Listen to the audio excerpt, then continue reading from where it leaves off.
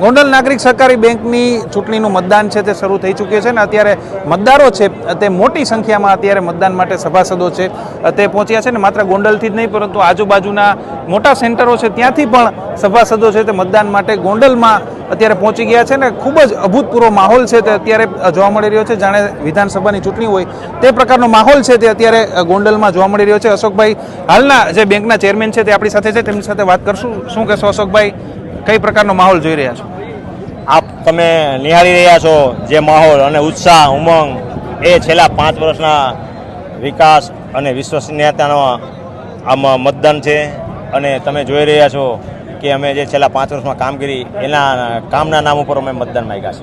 હરીફ તમારા છે તે કામની સાથે સાથે તમે એમ પણ કહી રહ્યા છે કે છેલ્લા 5 વર્ષમાં કૌભાંડ પણ થયું છે બેંકમાં। આક્ષેપ કરવાનો આ લોકશાહીમાં બધાને અધિકાર છે, પણ છેલ્લા 5 વર્ષમાં 100 કરોડ જેવી માતબાર ફિક્સ ડિપોઝિટ જમા થઈ છે અને ધારાસભ્ય શ્રી જયરાજસિંહના આગેવાની હેઠળ જે બેંકની વિશ્વસનીયતા સદ્ધરતા થઈ છે એ તમે આપ જોઈ રહ્યા છો અને એનું આ પરિણામ રૂપે અત્યારે જે આ મતદારોની લાઈન છે તે બતાવે છે કે ભ્રષ્ટાચાર કેવો છે કે વિકાસ થયો છે। હા, એવરેજ દર વખતે કેટલું મતદાન થતું હોય છે અને આ વખતે કંઈ વધારે મતદારો આવી રહ્યા છે એવું લાગી રહ્યું છે આપને? એવરેજ 10 થી 12,000નું મતદાન થતું હોય। આજ વખતે લોકોમાં જાગૃતતા, ઉત્સાહ અને અમે છેલ્લા 5 વર્ષની કામગીરીને ધ્યાન લઈ અને મતદાન ચોક્કસપણે વધવાનું છે। મતદાન છે આ વખતે વધારે થાય તેવી શક્યતા લાગી રહી છે।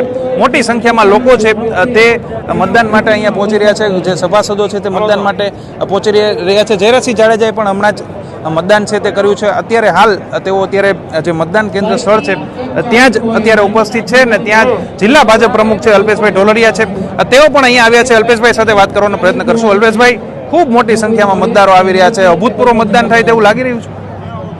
અમને તો અંદાજ છે કે 18 થી 20,000 મતદાન થશે અને એની અંદર બહુ સારી લીડથી ભારતીય જનતા પાર્ટીની પેનલને લોકો આશીર્વાદ દેવા આવે છે અને બહુ સારી રીતે જીતવાના છે। કોંગ્રેસ દ્વારા ક્યાંક ને ક્યાંક કૌભાંડનો આક્ષેપ કરવામાં આવી રહ્યો છે કે છેલ્લા 5 વર્ષમાં એક કૌભાંડ પણ થયું છે તમારા સમયગાળા એને તો એવી ટેવ પડી ગઈ છે આક્ષેપો કરવાની, ક્યાંય કૌભાંડ થયું નથી।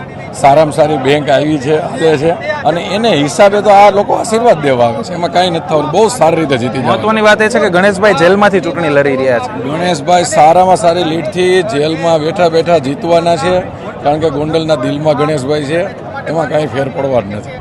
ગણેશભાઈ છે, ગણેશ જાડેજા છે તે મોટી લીડથી આ ચૂંટણી જીતવાના છે તેવો દાવો છે તે અત્યારે થઈ રહ્યો છે। મોટી સંખ્યામાં સભાસદો છે તે ચૂંટણી માટે પહોંચી રહ્યા છે, જાણે વિધાનસભાની ચૂંટણી હોય તે પ્રકારનો માહોલ છે તે અત્યારે ગોંડલમાં કડવા પટેલ સમાજ ખાતે જે મતદાન કેન્દ્ર સ્થળ છે ત્યાં જોવા મળી રહ્યો છે ને હવે મતદાન સાંજે 5 વાગે પૂરું થશે ત્યારબાદ જોવાનું રહેશે કે કઈ તરફનું રિઝલ્ટ છે તે જોવા મળે છે। રોનક મજીઠિયા, ગુજરાત તક, રાજકોટ।